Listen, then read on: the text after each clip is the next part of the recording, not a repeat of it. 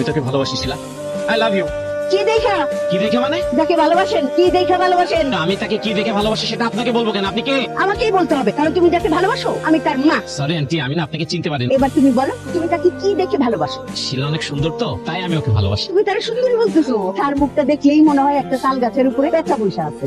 আর তুমি তার সুন্দর বলতেছো, নিশ্চয়ই তোমার চোখের সমস্যা আছে, অথবা তোমার রুচিতে সমস্যা। এই সকালবেলা তুই দাঁত নামাইজা ভার্সিটিতে আসছিস কেন? আজকে 3-4 দিন ধরে তুই দাঁত মাজস না। আর কয়দিন তুই দাঁত নামাইজা থাকবে? হ্যাঁ, তুমি 3-4 দিন দাঁত ব্রাশ করো না? আমি তো কথা বলতেছি, আমি সকাল ব্রাশ করে আসা দাঁত ফলাই দিব। সকালে ব্রাশ করে আসছি না, তুই দাঁত মাজস নাই, ভালো কথা। তুই গোসল না করে ভার্সিটিতে আসছিস কিভাবে? ও গোসলও করে না? শুধুমাত্র গোসল? আরে ওর পরনের কাপড় তো 3-4 মাসেও কাপড় ধয় না। বাসায় ওর জামা কাপড় এরকম তাল করা থাকে, ময়লা, সেখান থেকে একটা করে টান দেয়, পরে আর বাইরে আসে। দুর্গন্ধের কাছে যাওয়া যায়, দুর্গন্ধ।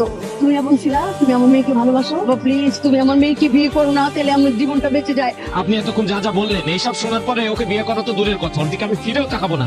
আমরা ফ্রেন্ডরা সবাই মিলে প্ল্যান করছি আমরা ট্যুরে যাবো কক্সবাজার 2 দিন 3 রাত। তোকে কিন্তু আমাদের সাথে যেতেই হবে। যাইতে পারবো না তোর? আমি না বুঝি না, আমরা কোনো ট্যুর প্ল্যান করলে তুই সবার আগে না করে দাস। কি সমস্যা তোর? হ্যাঁ তুই যাবি না কেন বল? আমার সব সমস্যা হচ্ছে আমার মা। তুই কেন ছোট বাচ্চা? তুই ভার্সিটিতে পড়স, তোর একটা স্বাধীনতা আছে, তুই যা মন চায় তাই করবি। না না, তুই তোর মার আঁচল ধরে বসে থাকো। দেখ আমরা এত কিছু জানতে চাই না, তোরে আমাদের সাথে ট্যুরে যাইতেই হবে। আমি নিজেও তো যেতে চাই, কিন্তু কি করবো বল? এই ভার্সিটি, বাসা আর এই মায়ের শাসন সবকিছু মিলে আমি পাগল হয়ে যেতেছি। আমাদের ব্যাচের অনেক ছেলে যাবে দোস্ত, সেই চিল আর মাস্তি হবে। মামা তুই চল।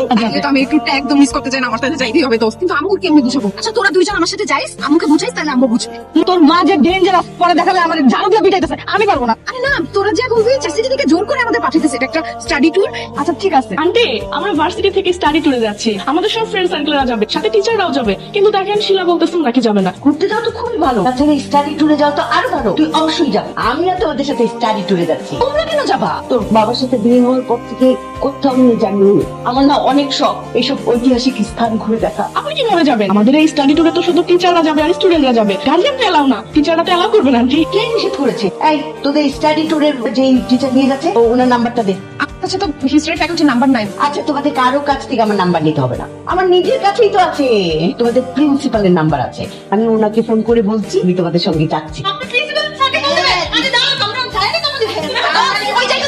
আমার না জানাই তুমি কক্সবাজার চলে যাবা, আর আমি কিচ্ছুই জানতে পারবো না। কি মনে করছিলা কক্সবাজার যাইয়া উদ্দাম নৃত্য করবা, পানি ছিটাছিটি করবা? হ্যাঁ, আজে বাজে ছেলেরা সেই তোমার উদ্দাম নৃত্য দেখবো, আর তুমি তাদের নাকে চোখে মুখে পানি ছিটাইবা।